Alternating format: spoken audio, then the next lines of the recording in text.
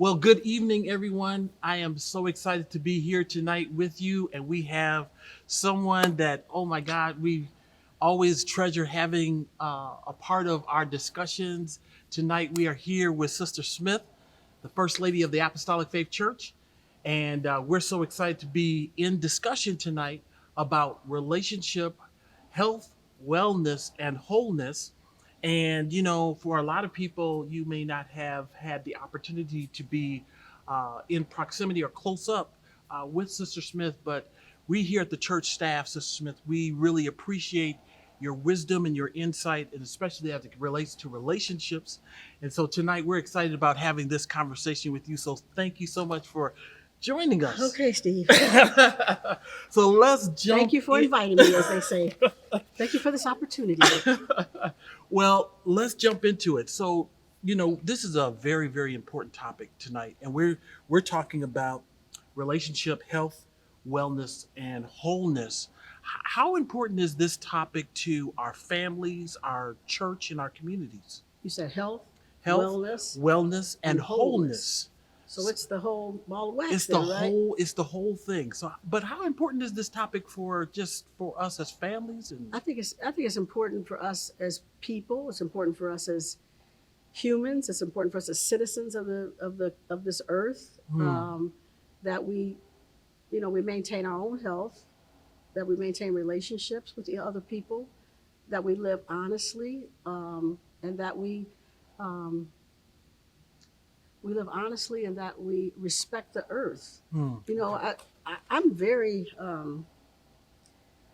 I'm very disappointed with the way our citizenry, the United States, the world is going. You think about global warming. yeah, You think about all these different things around the country that different countries that are happening, and it's very worrisome to me, the world that my grandchildren are inheriting from us. wow. So, yes, I think relationship becomes even more important because now I have to give them, meaning my daughters and my grandchildren, as much resilience as possible so that they can now make a way for themselves Yeah. through this crazy, crazy world. Right. I love your perspective that you brought into the conversation. Our relationships in its wholeness. Talking about the environment, talking about how all of it is about It's all relationship. about us. It's all Wow. about I think about our relationship with God, and then God put us on this earth, but yet we don't take care of it. Wow. He put us on this earth with other people, but we don't take care of other people. It's just about us, and that's just so not godly. So what are some of the things that you have that has kind of inspired you in your relationship, wholeness and health and wellness, and has what are some things that people have contributed to that relationship? Those Well, kinds I think any adult is going to be. You can get past your childhood, but that's always going to be the basis. And okay. so I thank the Lord that my childhood was it was very basic. I mean, I grew up in a Catholic family with 5 boys and three girls, three of us. Um, it was very, as I like to say about taking an airplane flight, it was uneventful. Yeah. We went to school. We had those 1 week vacations where you went to Michigan, or it was a big thing to go to Riverview, which you're probably too young to know about, but it was a big thing to do those kind of go down to the Prudential building when it was the tallest building downtown. Yeah, yeah. So as family, we did those kind of things that didn't mean a whole lot, but they were everything. Wow. Yeah. And so that's really your core and your strength. And I think about some of the people who didn't have, like, I knew my daddy was going to come home every night. Yeah. He was going to be there. We didn't like him a whole lot, but he was there. That's to say he hated his daddy, but my father wasn't. He was a typical, hard father like everybody else, but he provided. So you can't get beyond. It's not say you can't. It's hard to get beyond those early years, and I thank the Lord that my early years were foundational. That they were strong. I didn't have any trauma. Yeah. So therefore I could deal with other people without my own trauma coming back up every time, because Right. that's what happens. Wow. I love what you said about there are little things that you've experienced that poured into relationships for you. And I know that again, just some of the simple things again, growing up and just experiencing relationship with brothers and sisters and siblings and with dads and moms. So, what are some other things? I know that you brought some cards with you about some things that people have just kind of poured into relationship with you. Well, I was sharing with Steve that he was asking me. We knew about we were talking about relationship, and I've had these cards for my 65th birthday, which was 2 years ago. Do the math. Um, they gave me 65 cards with things written on them, because I was trying to find out whether any nuggets in relationship that maybe I had that I wasn't aware of or whatever with my daughters and my grandkids. So I just chose three, one from each of the daughters, and I may or may not say which was which. But one of them says, "Thank you for loving my children with such passion. Your love for them is unashamed and downright irrational. I know that you love them desperately as only a grandmother could. It is such a joy and peace knowing someone else cares for them that much." Now, I hadn't read this for a couple of years, but now they're 2 years older, and you're going through more experiences with the grandkids. Yeah. But I do love them passionately, Yeah. and I love them honestly. I think honesty is something that we leave out of so much. We talk about the Trump era and how being dishonest is almost like okay. Right, But I right. think we have to live our lives honestly. I can't tell you something and it not be true and think that the next time you're going to come ask me for my opinion, Right. and then you have to decipher was it true or not. Right. I mean, I may be wrong, but it was still my, I won't even say my truth. It was still what I believed to be true at that In that time, time, yeah. wholeheartedly, but not just making up something and saying that's my truth. Yeah, yeah. But I think we have to be honest with ourselves, which is the hardest part. I'm not sure I'm there yet. Okay. But certainly trying to be honest with other people. And that means the grandkids, the kids, the husband, the staff, my sons-in-law. Yeah. So again, a major dynamic if we're talking about relationship is the whole issue of being honest and transparent, and Oh, that can be difficult. you can't have a relationship without that, Steve. You can't. You just can't. I mean, who are you talking to? Who are you living with? Who are you, working with? If I'm not honest, if I tell you one thing in the room and I walk out and say, that Steve was really a son of a gun, and you're thinking everything's great, that's terrible. Yeah. But so often, we want to paint on the good face. You know what I'm saying? I mean, I want Linda to see me as the hero. I want her to see She me always does. in the good light. But it's so to be honest sometimes means that I have to show weakness. I have to share with someone that I'm in a relationship weakness. How do But now how do you're we deal talking with that? about exposing yourself, though. Yeah. But if she's Linda, she's got to tell you when things are not perfect, also. Okay. So Okay. that's not easy either. Sometimes it's easier just to gloss it over and say, well, that's my Steve. That's how he is, and keep moving. And instead of saying, Steve, you could do this, that, or the other, and things might look a little better or whatever. But we just let people continue going down their way. So there's a mutuality Oh, that yeah. you're talking about, that of vulnerability, Of because you have to vulnerability. really have to. A transparency Okay. Okay. that you have to have if you're going to have real relationship. Wow. And so that's again in creating this atmosphere, like you said, of honesty and transparency. Even in the church, I mean, it's difficult in our family, but sometimes even in the church, we have to deal with this issue of being transparent and honest, even though it may be a difficult conversation that has to be Oh, had. you have to. Otherwise, it has to be the basis of of all relationships. Okay. It just has to be. Wow. Okay. So this causes us to kind of maybe relook at our relationships and say, how honest are they? How transparent are they? Definitely. Does it have at least that basis of trust there? Sure.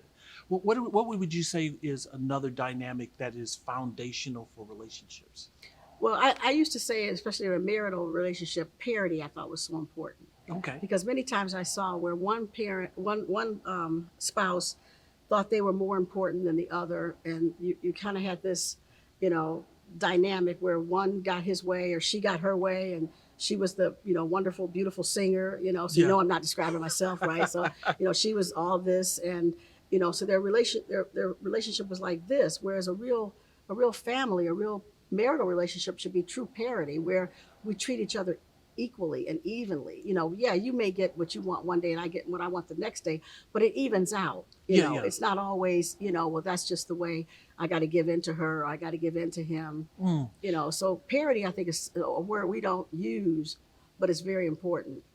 And I can see that playing out even in the church, even in just staff peer relationships, leaders relationships, just congregation Hmm. members. How do we see one another in the dynamic of parity? Parity, yeah. And I haven't thought it through for in terms of staff and Yeah. other relationships, but I think in terms of a real friendship, you have to have it. I think sometimes in a business environment, maybe somebody does get their way more than somebody else, or they know more. I mean, that's why you pay the big bucks. As people say, that's why I get paid. Yeah, yeah. But they have more responsibility. So I don't know if parity is necessarily a dynamic there, Okay. but certainly in a real friendship, any type of friendship. Okay.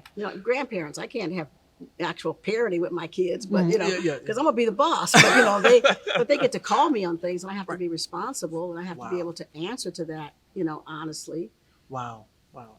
I love the scripture that we have for today's teaching, where Jesus kind of really brings out this whole issue of the value that we place on things. Mm. And he talks about how, don't value your possessions. So how would you describe, just kind of in general, the value that most people place on the whole issue of relationships? Well, relationship is so important, but when you talk about the value, I think you have to start with your self value. One of the things I used to tell my girls is, pretty is as pretty does. Mm. Don't think you can get away with stuff just because you're cute or whatever. You've got to also be good on the inside. Mm. As a matter of fact, let me see. I think I had one card. No, I didn't keep that one. Okay. But well, I'll read this one. It said, "Thank you for helping me through my first year of college. You told me I didn't have to stay if I didn't want to. You said it was okay if I couldn't do it you said it was okay if I couldn't do it, and that actually helped me to get through it Mm. because I knew you would still be proud of me no matter what happened." Wow. So they knew there was a value, but I also told them, your value is valuable to you. Okay. Yeah. You're not above anybody else or below anybody else. You're always going to find somebody smarter, taller, Yeah. cuter, Right. whatever, somebody who can sing better, do whatever better. And you're also going to find people that you're above in terms of Mhm. talent or money or, whatever. But you can't compare yourself with others because you're always going to end up falling short at some point. At some point. Wow. I love your talk about valuing starting with yourself. And so many people look to other people to value them or validate them. How much of a detriment do you see that being, where you're looking to other people to validate you? Well, the flip side of that is we all need validation from Mhm. other people also. But first, you've got to value yourself. Okay. But I think we have a responsibility to validate our children. Hmm. We have a responsibility to validate our spouses, and what that really means is to show them the intrinsic value that they have. And sometimes then that's when they see it. Yeah. So I'm not sure. Validate and value, they kind of go hand in hand, but it's a mutual responsibility, I think. Wow. I can't just expect my kids to value themselves and I don't show them that value. Hmm. It's not saying, "Oh, that's a cute dress," or "You look good in those shoes," or whatever. It's saying, "Wow, you're really working hard. I'm so proud of Yeah. Yeah. what the job that you're doing." It's about their intrinsic value, not about how they look or they got their hair done and now their nails are Right. Right. perfect and those kind of things, but showing them that intrinsic value that they have. Wow. And so by starting with that simple kind of dynamic, I'm able to treat other people differently. When I start with the value of myself, Hmm. I'm able to again validate and value other people. But starting at that point of starting with myself, how do I see myself? Right. Yeah.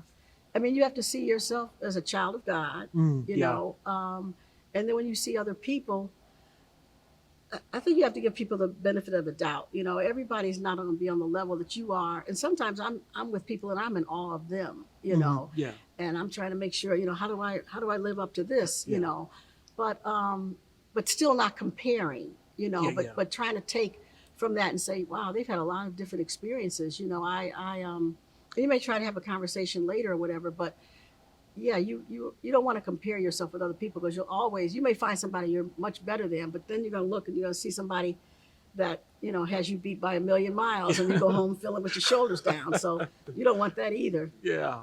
Wow. I'm so appreciative of you sharing about again the value of relationship, and I wanted to maybe switch gears and go to another kind of move to the next topic, and that is that we're living right now in a hyper crowded schedule, endless activities, and unbelievable responsibilities. And so those things create stress and anxiety.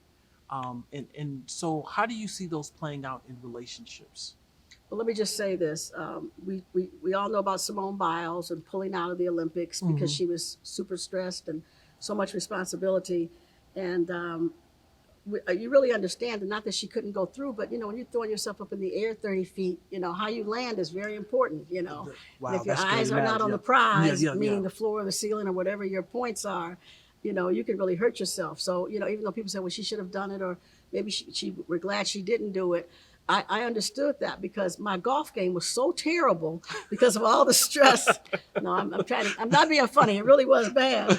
But a lot of times, all those stressors we have, they do manifest themselves in certain ways. yeah. And, I don't know. I think we have to be kind of like she did and just pull back and say, I'm gonna treat myself right today. I'm gonna give myself the ability, to just relax and to take care of me. Mm. To not be. And I don't know that I found the answer to that. I really have Yeah, not. yeah, yeah, yeah, But this is a crazy world we're living yeah, in right now. yeah.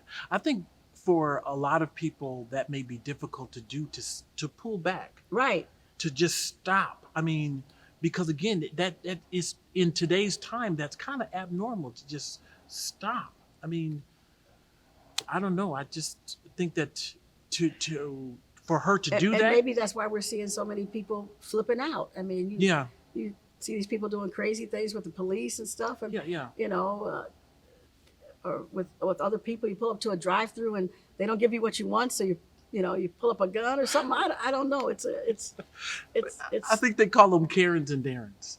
Karens and Darrens. Karens and Darrens, people that are flipping out, because of the anxiety and the Yeah, stress, they just yeah. kind of So, going to the hilt here. So, you know, can you talk about maybe again the power of saying no to some stuff? Just, because sometimes again, if we're talking about stepping back, you know, what is the power in saying no? well, you almost answered it for yourself. Okay. There is a power in saying no, because what you're saying when you say no is that there's a limitation. Mm, okay. And that if I go over that limitation, then I'm going to be in an awkward position. I'm not going to be in a position of power myself. Mm, I'm rendering myself powerless. So there's a power in saying, no, I can't do that with you, or no, that's too much responsibility, mm, or no, I can't host or take care of whatever. mm, There's a certain power in that, because what you're saying is I have limitations. mm. And how can we use that power as it relates to relationships? Well, I think if you can make the other person, first of all, you have to understand yourself why that no is important. Hmm. It's not just because you don't want to be bothered with somebody, or because Right. you want to go do something else. Right. But there's a real honesty, I guess, in, I'm overusing that word, but in saying no to that. So maybe I say, Steve, I really can't do an interview that day or whatever, because you know. I'm just too wound up, Okay. or I'm not sure of a good example, but but there has to be boundaries, and if you can explain that to the person, Hmm. or be willing to say why you can't do it, and it's honest, Yeah. it can't be, well, girl, I have somebody coming over, and you never answer it. That's Right. all you say, Right. instead of Right. saying, I'm going to be entertaining next week, and I get all I need to really have things done. So can we put it off? Maybe it's putting things off. Maybe it's saying a postponement, not a no. Yeah. Yeah. But I think it's all out of living out of a path of dealing with people on an honest basis. So, this question is more. I would say it's more personal. How do you prioritize your relationships in your life? How do you prioritize? How do you prioritize? Ooh, that's a hard one because at different points, different people are you have to prioritize them. When they're infants, nobody can take care of your baby but you. Right. As they get older, you have more people who are sharing in that responsibility. Nobody can take care of my husband like I can but me. So there's certain things that only I, can do for him or should be doing for him or whatever. So, I prioritize that relationship. But to say that he comes before and above my children all the time would not be right either. Okay. Because sometimes I have to tell him, look, I'm a mother. I got to do this. Okay. I really want you to. Well, no, these are my children, and he understands. I mean, it's something important. I'm not talking about. Usually we feel very much the same. Same way, yeah. But so I think it's not. You don't just prioritize one thing, and you're always my favorite child, and I'm always going to do for you. Right. My mother was one who, having 8 kids. I guess we always felt like my mother. She was always going to be for the underdog, Okay. So whoever was least likely to win that fight, then that's the person my mother was going to be, Right. for. And I have kind of adopted that mentality, I think, in some ways. Yeah, so okay. if I think that this person's getting the short end of the stick, I'm going to try and be there for them. But, that's a mama thing. So, just kind of closing thoughts here. We're moving towards, or the trajectory that we're on, that God wants us to be on through this teaching, is moving towards healthier relationships. And so, how do you help a friend or a family member kind of, how do you help them to kind of prioritize, or how do you help them move towards this healthier relationship aspect that we're putting forward as a church community? Well, I think it goes a little bit. You asked about boundaries, and of course there's all kind of relationships. You got girlfriend relationships, you got boy-girl relationships, you got mother-daughter, and I think each one of them has to have boundaries, whereas, when your kids are growing up, now all of a sudden they're teenagers. I can't be on them like I was when they were little kids. I can't expect them to come home and tell me everything, but so there are boundaries that, come and go, Okay. if I have a relationship with my girlfriends, but they want to come over and hang out, at my house, and my husband's there and he's like, I'm tired of this, whatever, then that has to be a boundary, If your husband, husband or wife, you guys have to have boundaries too, where you need your own space, or you say, well, look, we need some time together. Yeah. Let's have a boundary around us, Yes, that the kids just can't come over, constantly. And, you'd be surprised some of the things we hear that people, the situations that people live in. Right. And, it does come down to, I think, boundaries. Yeah. That we have no boundaries. You need to go to sleep at a certain time. You need to wake up. You need to eat. Right. There's certain things that our bodies require. Mhm. That if nothing else, we need to have boundaries for that. Wow. Sister Smith, thank you so much for being with us tonight and sharing with us. I know that all of our audience tonight, I know that you guys enjoyed this and the time that we've had with you tonight. Any closing thoughts before we end tonight?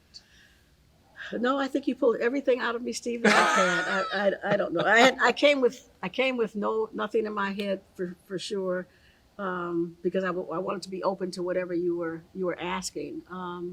But I think if I have, the one thing I think I would always go back to is just live your life, with the truth that, you can talk to anybody.